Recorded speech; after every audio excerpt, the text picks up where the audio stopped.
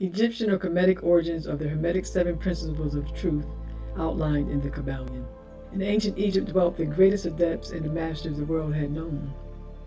People from all over the world would come to study in Egyptian mystery schools as neophytes, and afterwards as hierophants. Adepts and masters traveled to the four corners of the earth, carrying with them the knowledge they had obtained from studying in Egypt, and in which they were ready, anxious, and willing to pass on to those who were ready to receive it. So from this knowledge all nations have borrowed, and it has strongly influenced the philosophies of all races, nations, and peoples for 7,000 years, including India, Persia, Chaldea, Media, China, Japan, Syria, ancient Egypt and Rome, and ancient Greece and Rome, and other ancient countries throughout the world. So the Kybalion, its meaning and significance has been lost. So Hermeticism is derived from Black African, ancient Egyptian or Kemetic mystic, occult, or secret knowledge that was passed from mouth to ear. Hermeticism was incorporated into Greek knowledge, where the name of the Egyptian adept or master of masters, Hermes Trismegistus, who was considered thrice great or 3 times great, or essentially the greatest of all the adepts, whom it is believed was deified as the Egyptian god Tahuti or Thoth, or the scribe of the gods.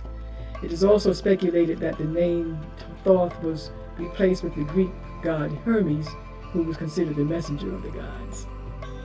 Hermetics also means that which is sealed or secret knowledge.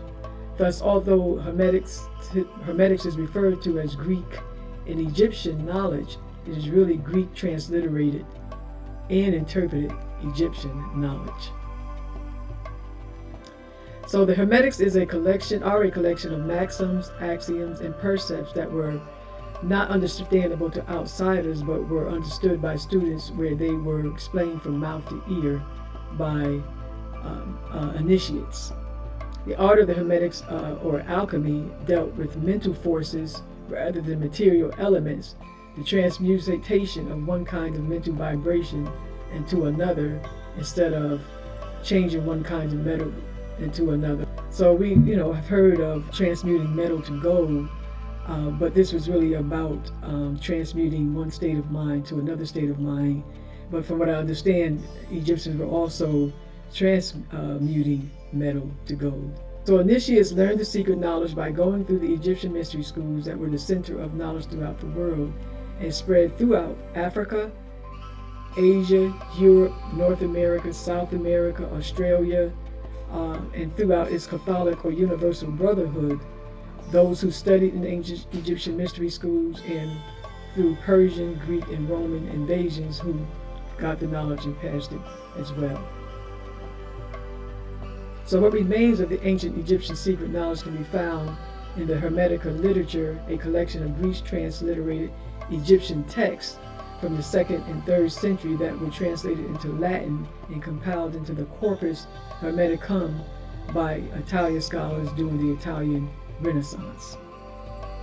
One of the most significant fragments of the ancient Egyptian knowledge is the Poemander, which means knowledge of Ra, the Egyptian god Ra, and is believed to lay the foundation for the rest of the dialogues in which Tahuti is teaching or initiating Greek-named Egyptian disciples or initiates into the secret knowledge.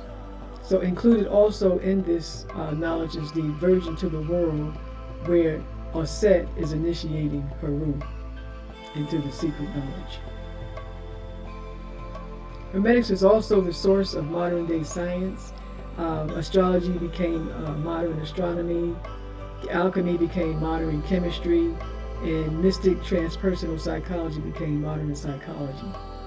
So those who came into the knowledge possess both the inner knowledge as well as the outer knowledge, which is what we are calling science. Kybalion is an introduction to the basic principles of the art of mental transmutation, or alchemy, or turning material and mental conditions or states into other mental states or conditions. These basic principles are referred to as the 7 principles of truth, and they are outlined in the lectures that follow.